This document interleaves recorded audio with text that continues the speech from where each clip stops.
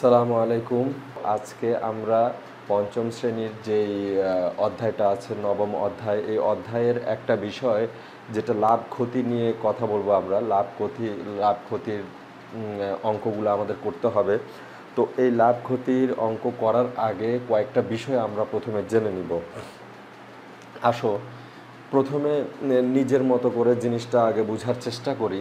সেটা হচ্ছে কি, যে এখানে কয়েকটা জিনিস আছে, যেমন একটা সূত্র আমি প্রথমে লিখে নিয়েছি এই জায়গায়।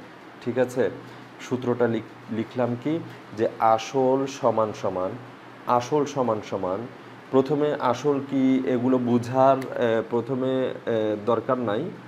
হ্যাঁ, আগে আমি জিনিসটা লিখে নিলাম আর কি, আসল, পরে আমি বলবো। আচ্ছা, প্রথমে আমরা এটা দেখি যে আসল সমান সমান হচ্ছে উপরে হবে মুনাফা গুণ 100 ভাগ মুনাফার হার গুণ সময়। শুধু এতটুকু মনে রাখো, এটার নাম হচ্ছে আসল, এটা মুনাফা, এটা মুনাফার হার, এটা সময়। একটা কথা মনে রাখবে, এখানে আমরা অঙ্ক করার সময় মোট 4টা জিনিস আমরা পেলাম: আসল, মুনাফা, মুনাফার হার এবং সময়। ঠিক আছে, তো 4টা জিনিস আবার রিপিট করি এগুলো: আসল, মুনাফা, মুনাফার হার, সময়। ঠিক আছে, আসল, মুনাফা, মুনাফার হার, সময়। ওকে, এখন আমরা জিনিসটা একটু গল্পের মতো করে একটু বোঝার চেষ্টা করি। এখানে আমার ব্যাংকের বা তোমার ব্যাংকের হিসাবে আমি 1000 টাকা জমা রাখলাম, 1000 টাকা জমা রাখলাম। ঠিক আছে, এখানে এরকমও হতে পারে ব্যাংকে আমি টাকা জমা রাখলাম বা কারো কাছে টাকা দিলাম।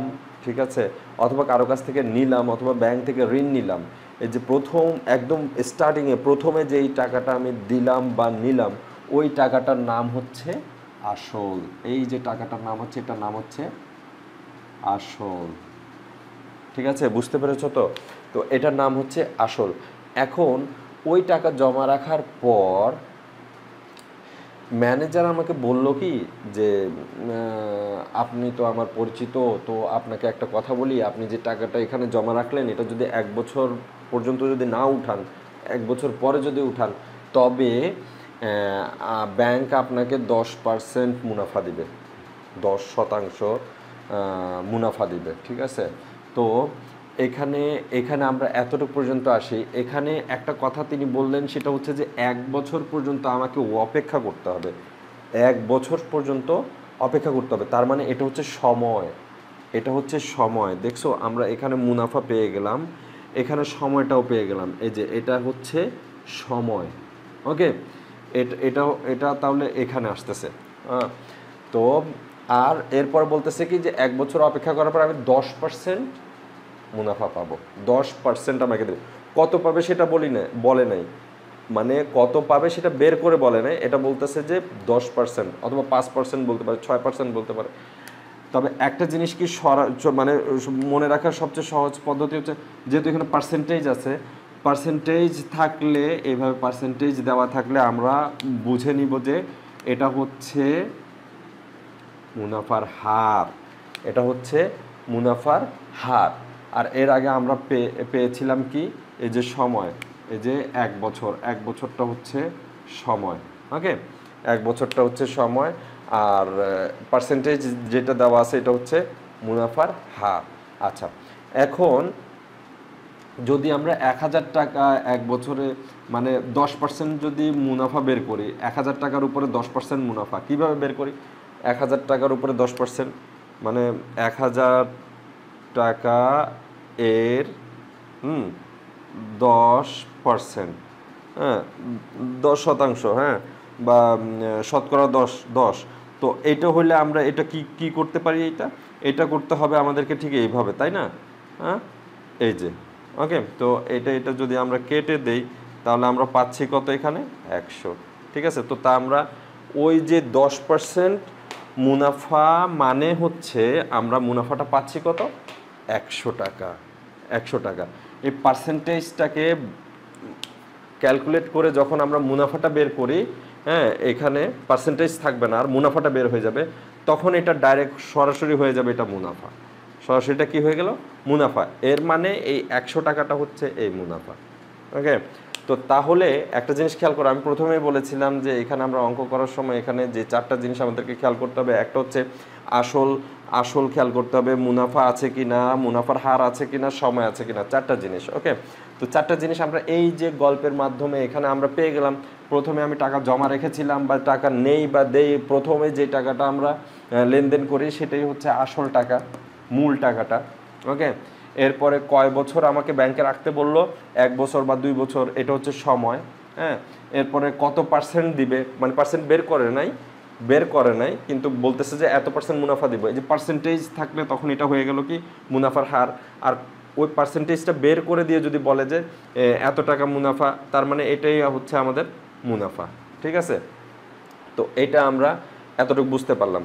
ওকে, এখন আমার যে জিনিস সেটা হচ্ছে যে আসল অঙ্ক করার সময় ধরো এখানে বললো যে এইটা অতএব আসল কত, তখন আমরা এই সূত্রটা ইউজ করব যে এই যে আসল সমান এইটা। ঠিক আছে, এখন ধরো যদি বলে যে মুনাফার হার কত, যদি বলে যে মুনাফার হারটা নাই, আসল আছে, মুনাফা আছে, হ্যাঁ সময় আছে কিন্তু হার নাই, তখন আমাদের কি করতে হবে? এখন আমি যে জিনিসটা ইউজ করি মূলত সেটা হচ্ছে যে মানে কিছু কিছু জায়গা আছে ছোট ছোট ট্রিক্স ইউজ করতে হয়, ছোট ছোট, হ্যাঁ কি বলে এটা, বুদ্ধি খাটায় যে কাজটা করা হয় আর কি।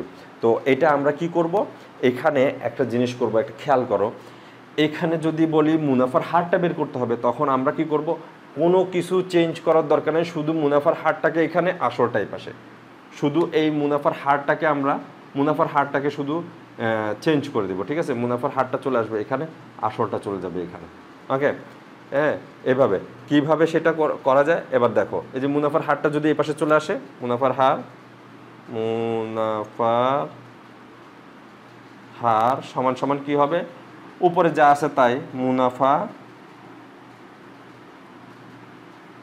গুণ 100, আর নিচে কি হবে, এই যে হারটা আমি নিয়ে আসছি না, হার এনে কার কাছে বসাইলাম, হ্যাঁ এই আসলের জায়গায়। তো আসলটাকে হারের জায়গায় নিয়ে যাই, আসল গুণ আর সময় যেটা আছে এটা,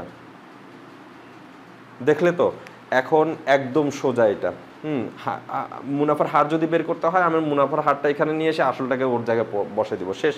আচ্ছা, এখন সেম একই রকমভাবে সময়টাও যদি করি, আমরা সময়কে নিয়ে আসবো এখানে, আসলকে নিয়ে চলে যাবো এখানে, তাহলে আমরা সময় যদি আমাদের বের করতে বলে তখন আমরা ওই সূত্রটা ইউজ করতে পারবো, যে সময় সমান হবে মুনাফা গুণ 100, আর নিচে হবে মুনাফার হার গুণ ওই আসলটাই পাশে চলে আসবে। ওকে, এখন একটা জিনিস খেয়াল করো, এইটা তো আমরা সহজভাবে করলাম, ঠিক আছে, এটা সহজভাবে হয়ে গেল, কিন্তু যদি বলে যে মুনাফাটা বের করতে হবে, এইটাকে বের করতে হবে, মুনাফা নাই, বাকি সব আছে, তখন আমরা কি করব?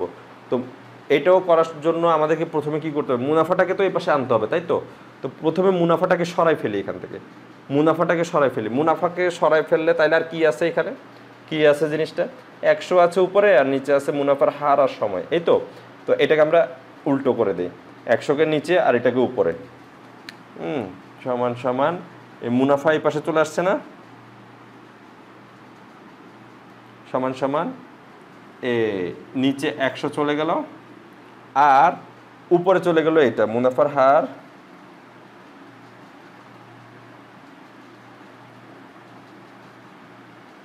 গুণ সময়। এখন একটা সমস্যা হচ্ছে যে কি, আসল কি করব, এখন আসলটাকে কি করব, আসলের জায়গায় তো মুনাফা নিয়ে আসছি, তো আসলটাকে নিয়ে এদের সাথে দিয়ে দিই, একা বেচারা ভয় পাবে হয়তো, আসলকে নিয়ে ওদের সাথে মুনাফার হার সময়ের সাথে বসাই দিলাম যাতে ভয় না পায়। ঠিক আছে, তো এভাবে আমরা মুনাফাটাও বের করতে পারবো। তো আশা করছি তোমরা এগুলো খুব ভালোভাবে বুঝতে পেরেছো ইনশাআল্লাহ। এইটা যদি তোমার মনে থাকে, শুধু এই সূত্রটা যদি মনে থাকে আর এই ট্রিক্সগুলো যদি মোটামুটি তুমি বুঝতে পারো, তাহলে এই একটা সূত্র দিয়ে তুমি পুরো চ্যাপ্টারের নবম অধ্যায়ের পুরো অঙ্কগুলো করতে পারবে ইনশাআল্লাহ, আশা করছি। তবে আমরা পরবর্তী অঙ্ক করার জন্য এর পরের ক্লাসে ইনশাআল্লাহ যাব। ওকে, তো এই পর্যন্তই। অনেক ধন্যবাদ সবাইকে। আল্লাহ হাফিজ।